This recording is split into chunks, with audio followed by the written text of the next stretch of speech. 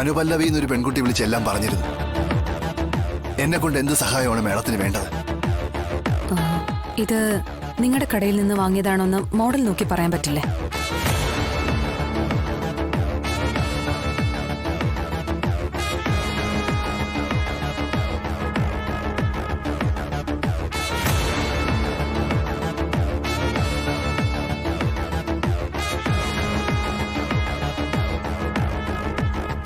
ഇത് ഞങ്ങളുടെ കടയിൽ നിന്ന് തന്നെ വാങ്ങിയതാണ് മാഡം.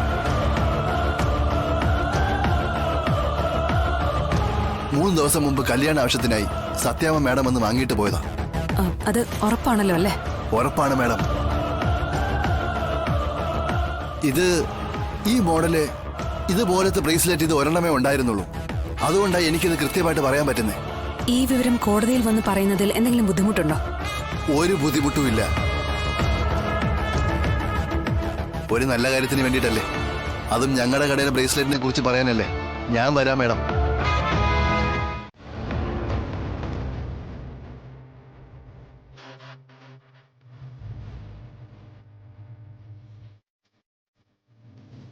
പ്രാർത്ഥിക്കാനുള്ളതെല്ലാം പ്രാർത്ഥിച്ചിട്ടുണ്ട്. വഴിപാട് കഴിക്കേണ്ട സ്ഥലങ്ങളെല്ലാം വഴിപാടും കഴിച്ചിട്ടുണ്ട്. എന്റെ കുഞ്ഞിനൊരു ആപത്തും കൂടാതെ പുറത്തു കൊണ്ടുവരണ ഈശ്വരന്മാരെ.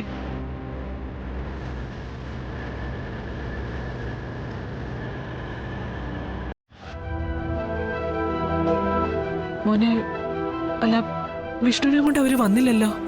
പോലീസല്ലേ, അവർക്ക് അവരുടെ സമയം ഉണ്ടാവും. നമുക്ക് വെയിറ്റ് ചെയ്യാം.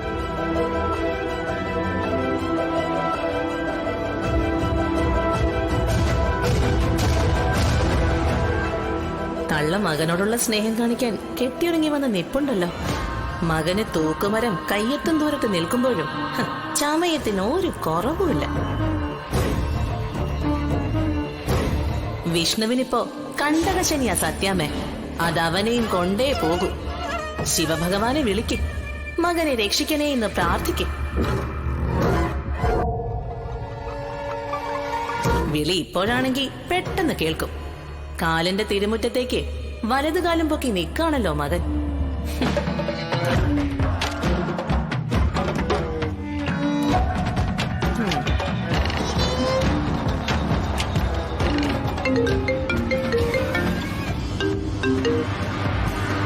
ഹലോ, എവിടെയാ ചിറ്റപ്പ?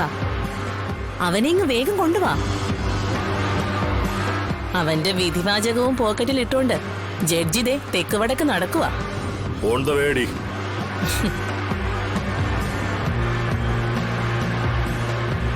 കാര്യങ്ങളൊക്കെ സ്മൂത്തായിട്ട് കൈകാര്യം ചെയ്തുകൊണ്ട് അതിന്റെ വിധി എന്താണെന്നും അതേത് രീതി അവസാനിക്കുമെന്നും നമുക്ക് കേൾക്കണമെന്നില്ലല്ലോ. അവന്റെ കാര്യത്തിലെ ഇന്നൊരു തീരുമാനത്തിലെത്തുകയും ചെയ്യും. ഇവിടെ ഒരു ലോഡ് പൂങ്കണ്ണീരുമായി അമ്മ മഹാറാണി കോടതി മുറ്റത്ത് വന്ന് നിൽക്കുക, മകനെ ഒന്ന് മുഖം കാണിക്കാനായിട്ട്. എലി, ഇതുവരെയുള്ള സത്യഭാമയുടെ പെർഫോമൻസും ഇപ്പോഴത്തെ വിഷ്ണുവിന്റെ ആറ്റിറ്റ്യൂഡും വെച്ച് നോക്കുമ്പോ അവനവർക്ക് മുഖം കൊടുക്കുമെന്ന് എനിക്ക് തോന്നുന്നില്ല. എന്തായാലും ആട്ടം പറഞ്ഞറിയിക്കാനുള്ളതല്ലോ, അത് കണ്ടു തന്നെ അറിയാം. എന്നാ പിന്നെ ഓക്കേടി, കോടതി മുറ്റത്തേക്ക് ഞാനിപ്പോ എത്തും. അവിടെ നടക്കാൻ പോകുന്ന ആട്ടത്തിനുള്ള വിളക്ക് കൊളുത്തിക്കോ. ഇവിടെ ആട്ടമല്ല നടക്കാൻ പോകുന്നത്, കീചകവധ.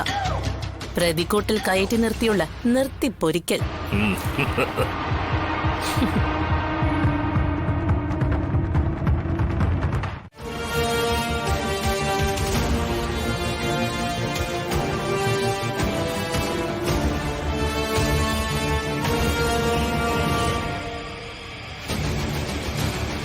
Your Honor, let me bring your kind notice to a very devilish and cruel murder out of love.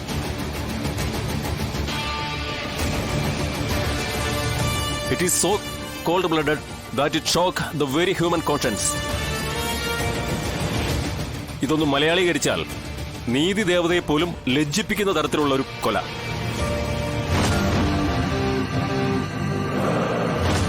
അതും സ്നേഹം നടിച്ച് വിളിച്ചുകൊണ്ടുവന്ന പെൺകുട്ടിയെ തന്നെ പ്രലോഭിപ്പിച്ച് വിവാഹ ദിനം വരെ എത്തിച്ചിട്ട് നിഷ്ഠൂരം കൊന്നുതള്ളിയ അതിക്രൂരവും പൈശാചികവുമായ ഒരു കൊലപാതകം.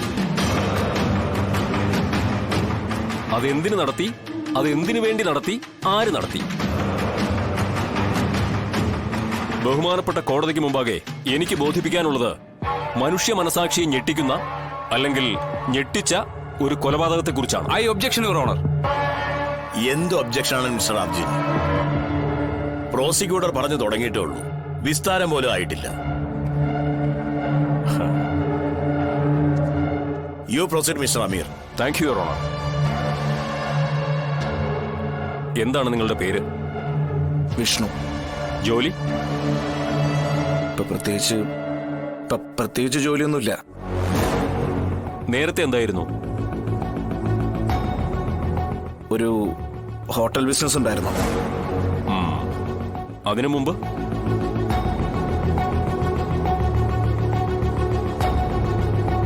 പറയൂ, അതിനു മുമ്പ് എന്തായിരുന്നു ജോലി?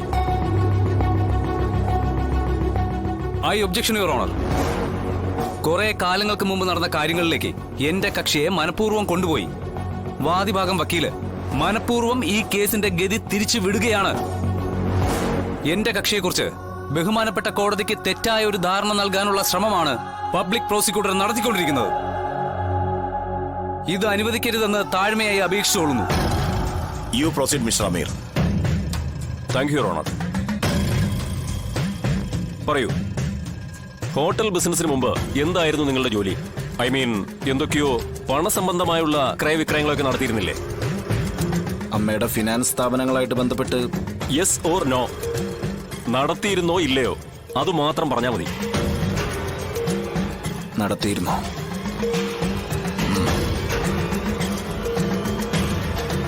ചെറിയ രീതിയിൽ നടത്തിയിരുന്നു.